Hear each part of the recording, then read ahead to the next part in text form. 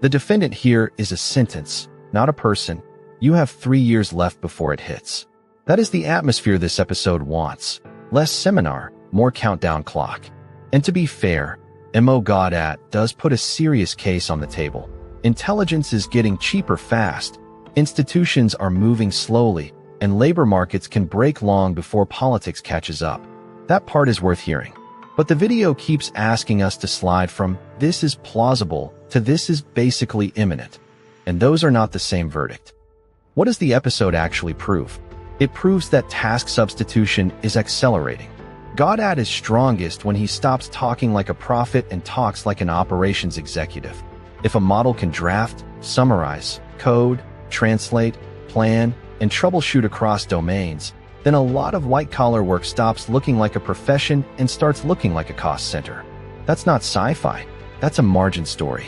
But the show packages that insight with a much bolder headline: 30% of jobs gone by 2027, as if a clean percentage can do the hard work of sector-by-sector analysis. And this is where the interview earns its keep. Around the early job disruption section, the argument isn't "robots are coming." It's more specific.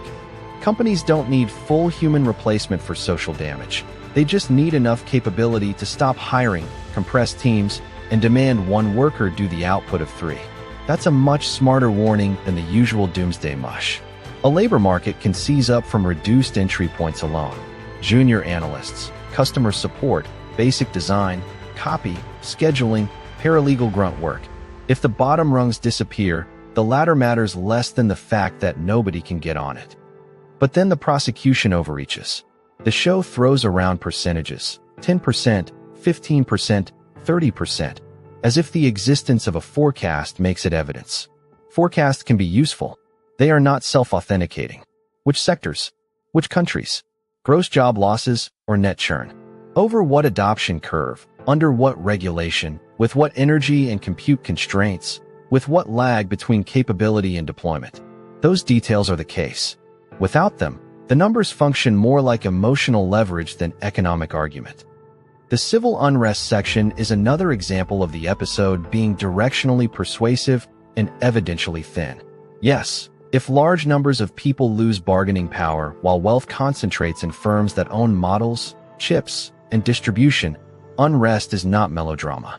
It's a rational prediction. But the video frames that outcome almost like a linear consequence. Automation rises, unemployment follows, streets burn. Real economies are messier. Wages can stagnate before jobs vanish.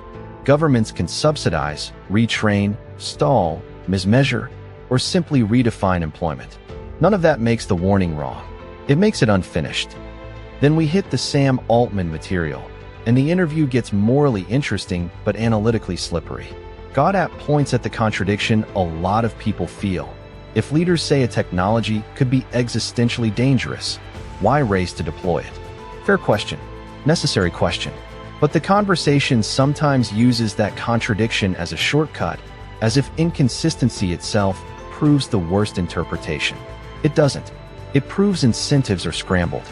It proves the people building this stuff may be simultaneously sincere, competitive, frightened, and commercially trapped.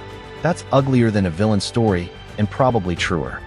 The strangest move in the entire interview is Gawdat's flirtation with the idea that a machine smarter than humanity might need to take control because humans can't be trusted with the tools. That is the moment where the argument stops being economic and turns philosophical in a hurry.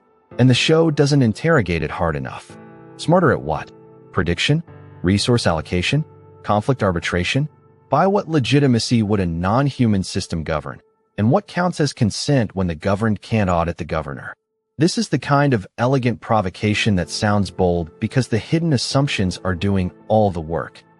The title and framing also want you to accept that AGI has effectively arrived, or at least that we're already living in its symptoms. I think that's the episode's biggest sleight of hand. What Gawdat really demonstrates is broad utility, rapid generalization, and economic threat. That is not the same thing as proving a stable, agentic, self-directed general intelligence on the level the phrase AGI still implies to most viewers. If your definition of AGI is a system that can outperform many humans across many cognitive tasks, then maybe the term is already a branding war. If your definition includes autonomy, robustness, transfer across messy real-world goals, and dependable reasoning without constant human scaffolding, the case is much shakier than the episode admits. Still, the most valuable argument in the whole 2 hours is the least flashy one. Capitalism has a demand problem if it replaces workers faster than it creates purchasing power. That's the episode's best cross-examination of the future. Not because it's original. People have worried about automation and aggregate demand for ages, but because Gawdat puts it in plain language. Who buys the products when the buyers were also the payroll? That is where the conversation stops sounding like a podcast scarefest and starts sounding like a policy emergency. But even there, the omissions matter. The episode spends far less time on the counterforces than on the threat.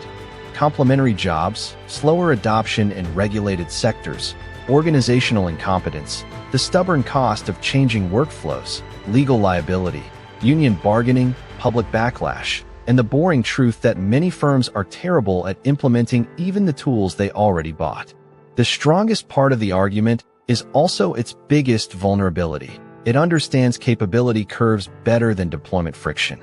And history is full of technologies that looked inevitable in demos and got tangled in institutions for years. Presentation matters here because the show uses calmness as credibility. The set is soft. The host is measured. Gawdat speaks with the confidence of a man who has already run the scenario in his head 1,000 times. Even the occasional community note screenshot and chaptered march from jobs to geopolitics to ethics create the feeling of a case being built. But that smoothness cuts both ways. It can make speculation feel audited. It can make contested timelines feel like settled evidence. The interview is most persuasive when it slows down and explains incentives. It's least trustworthy when the vibe of seriousness substitutes for the mess of proof. So my verdict is uncomfortable in both directions. If you dismiss this as clickbait panic, you're missing one of the clearer mainstream conversations about how intelligence abundance could collide with labor, wages, and political legitimacy. But if you take it as a proof case that AGI is here, mass unemployment is basically scheduled, and benevolent machine governance may be the rational answer, the evidence does less work than the narration suggests. This is a very good interview about a real structural threat wrapped inside a much shakier prophecy. And if you want more verdicts on videos that turn uncertainty into certainty with a straight face, come back for the next one.